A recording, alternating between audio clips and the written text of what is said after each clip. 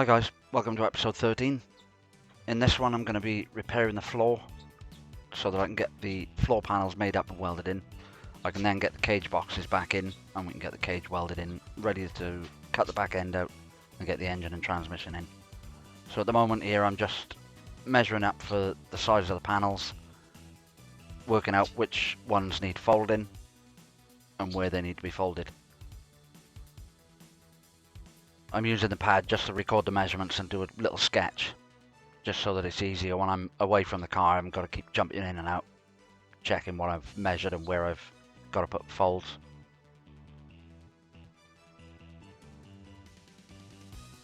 So now I've got all the measurements recorded, I can transfer that over to the steel. This is just straight mild steel, 1mm thick. Just mark everything out and then I can cut each panel and then I can mark out where they need to be folded. I'm using this air sheet steel shear. I've had this for about 15 years, so it's starting to get a little blunt now, which meant it was a bit more work than it should have been, but I got it all done.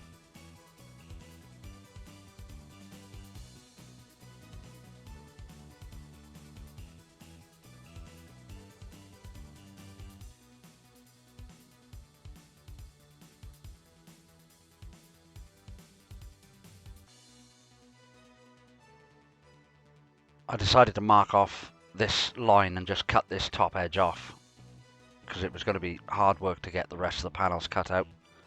So getting this bit out of the way just made it a bit easier.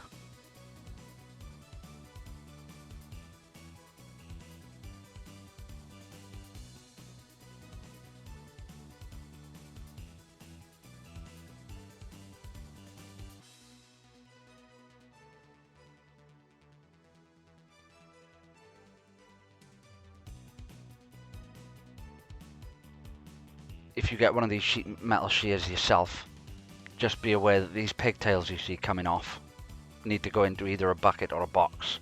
Don't let them roll around the floor. They hurt when you stand on them.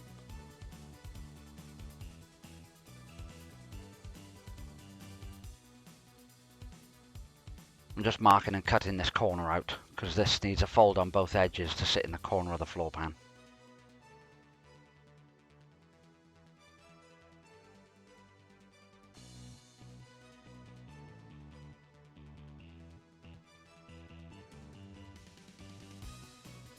And now it's on to the fun stuff.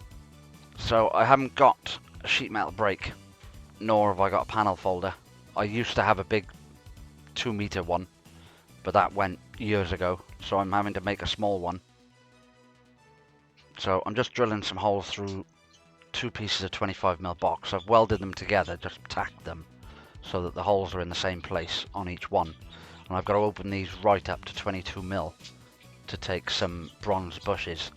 I can then put a bolt through, put a nut on the one end and weld that to the bottom plate, and that creates the actual fixture that the bending dies are going to go in, which you'll see in a moment.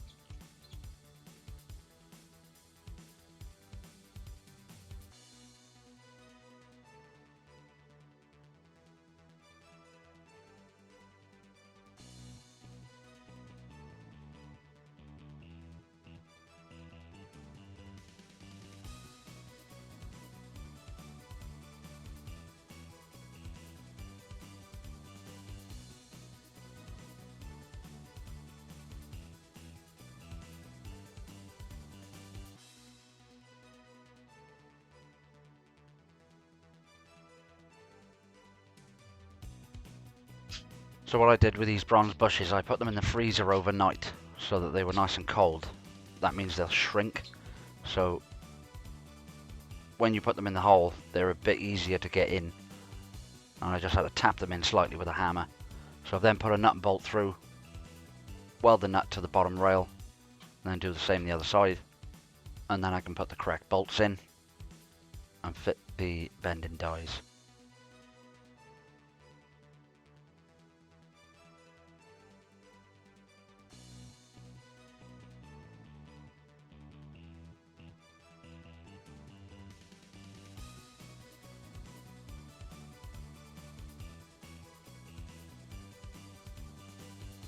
So these are the dies. I got these off Amazon. I think they're about £40 each, something like that. They're 125mm long, and they're magnetic, so you can use them in a vise, but I wanted to create this because trying to hold a piece of metal and try and work the vise at the same time is just going to be too much aggro. So I decided to make this. It's 2 of these go in there, so I've got a total width of 250mm, which is plenty for what I need at the moment.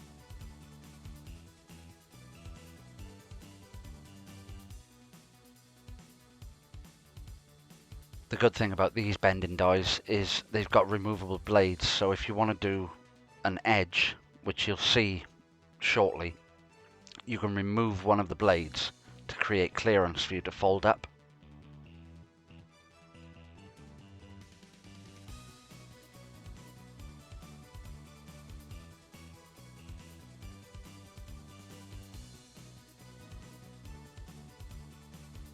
So that's that assembled and working. Now time to build the frame.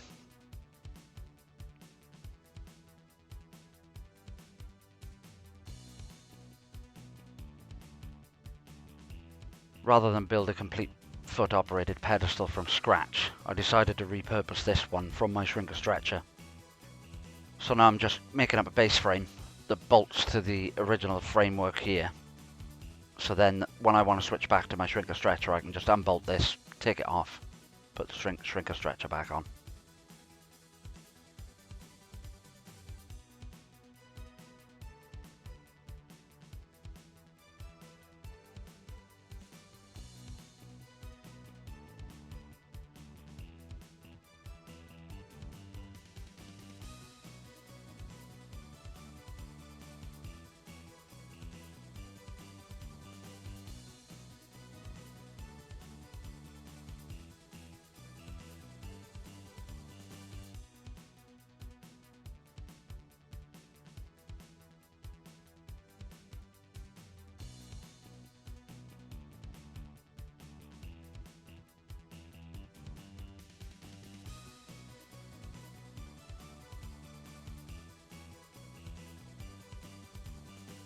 Now that that's all done, time for a test.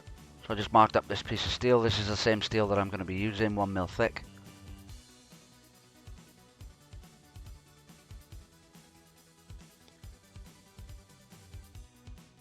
I wasn't entirely sure how much pressure to put on with my foot here. I was wary of putting too much pressure on to begin with, in case I bent something. But it all worked out okay. Bend is crisp, nice edge to it, and it didn't deform, stayed straight.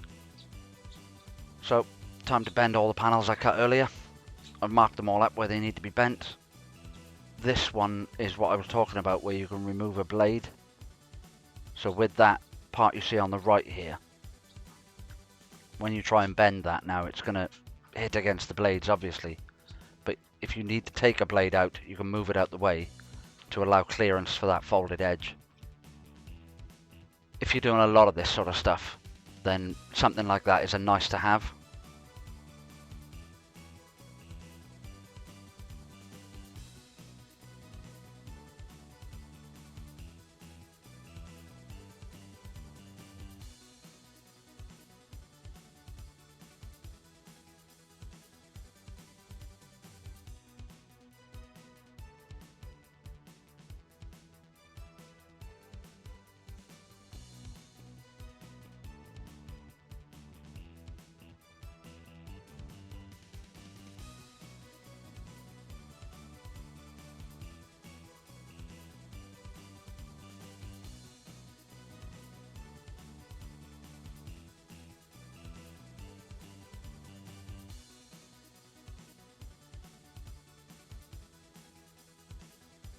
And that's the last one, so it's time to cut the floor out.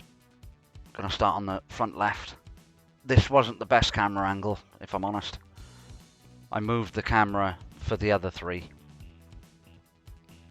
And I also got a light inside the car now.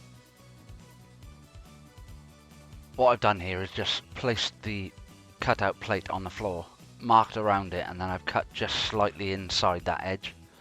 And then cleaned up all the edges, got the plate in place and just tacked it to start with, just to make sure that all the positioning is correct. whenever you weld metal, it always warps. So tacking it like this helps to constrain it a bit better when you come to do your final weld. And you'll see me moving around a lot as well. That's to keep the heat down in one particular area. The more heat you put in one area, the more likely it is to warp and pull.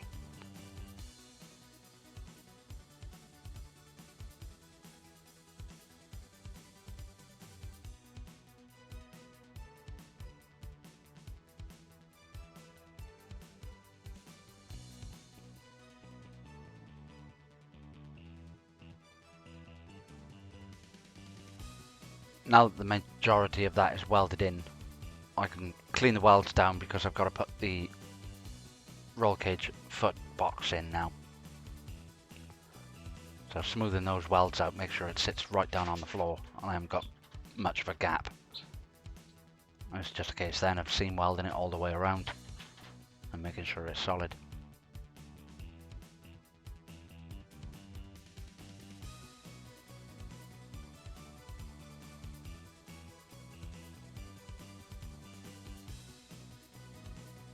One down, 3 to go. So I'm on the rear left corner now, just doing the same thing again, exactly the same process. Just going to speed this up a bit now.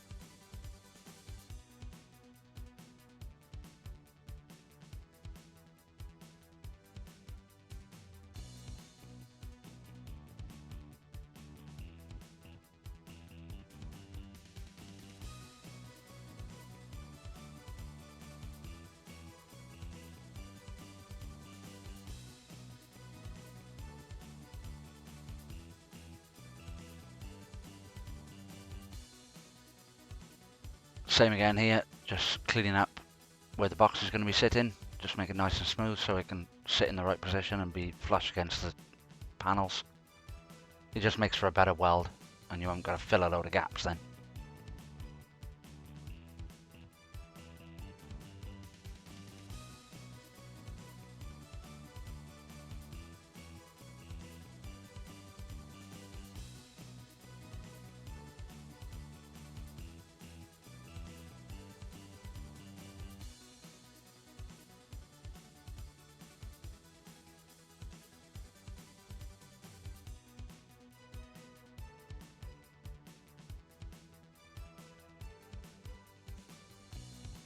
This corner was a little bit worse than I thought it was going to be, but not as bad as it could have been. Normally this area is completely gone on metros, so I was quite lucky with this one.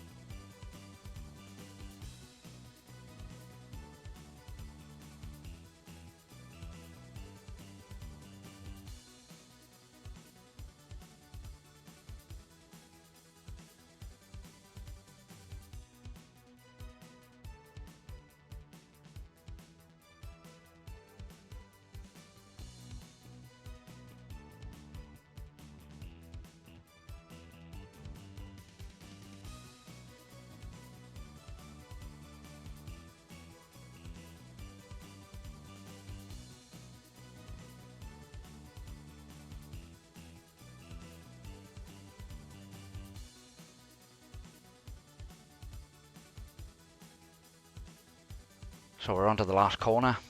Once this is done, we can weld the roll cage down to all the foot boxes and that'll be secured in the car and it'll hold the chassis together then.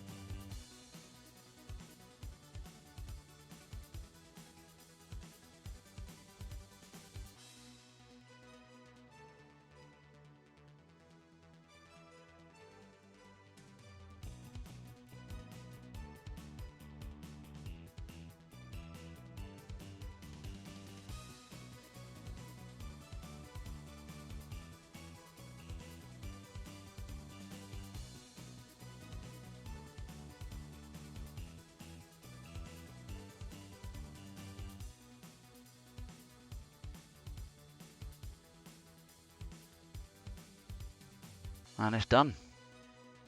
Just welding the roll cage now to the boxes. I'm using a lot of amps on this. My welder's almost maxed out, but I need the amperage to get the penetration in the tube and into the box.